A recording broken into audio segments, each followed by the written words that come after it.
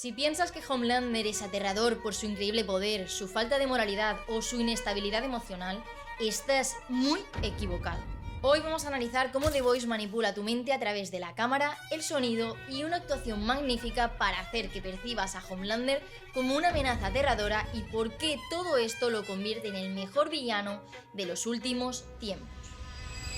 Sin duda, la magistral interpretación de Anthony Starr es uno de los elementos más destacables de este personaje.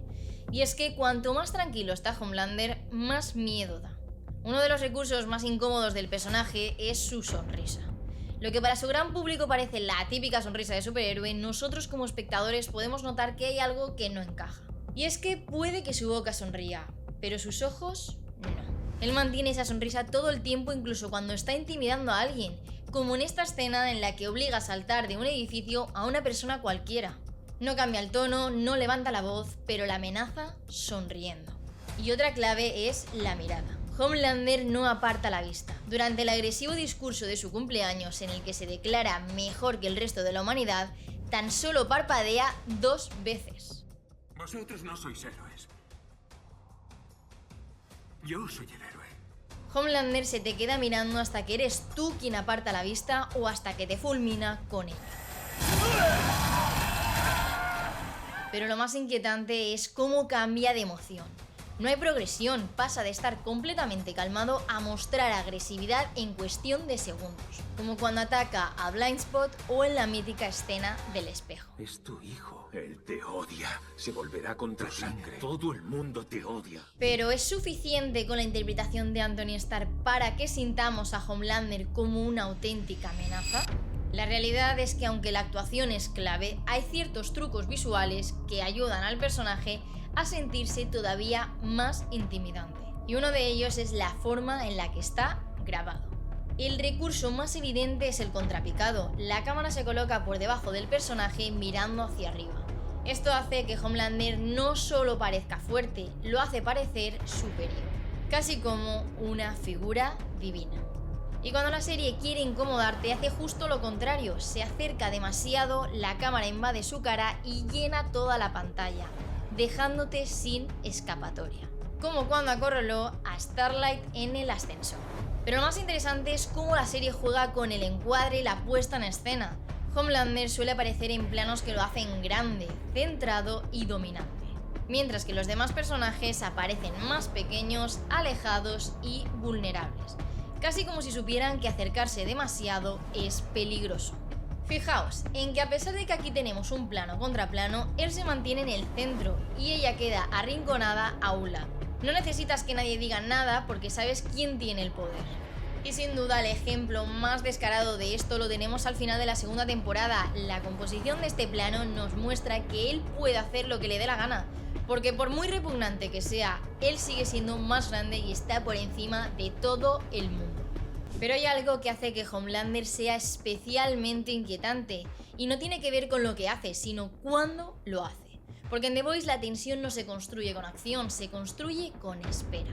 Muchas escenas en las que aparece Homelander tienen algo en común. Duran más de lo que deberían. Y ese exceso de duración no es un error, es una decisión narrativa.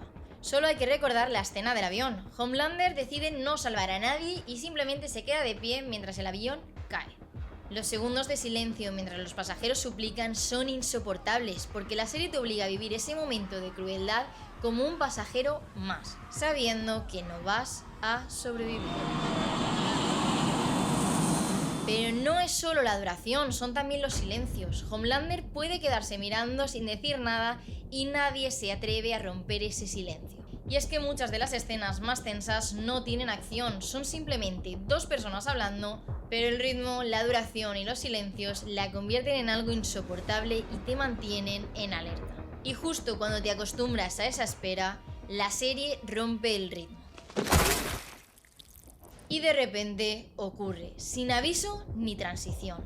Y ese contraste es lo que hace que funcione.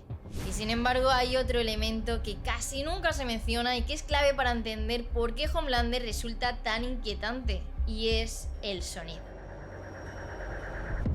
Porque en muchas escenas con Homelander no hay música, y cuando eliminas la música empiezas a notar cosas que normalmente ignoras. respiraciones, movimientos y de nuevo silencios. No estamos viendo las escenas, las estamos escuchando desde dentro.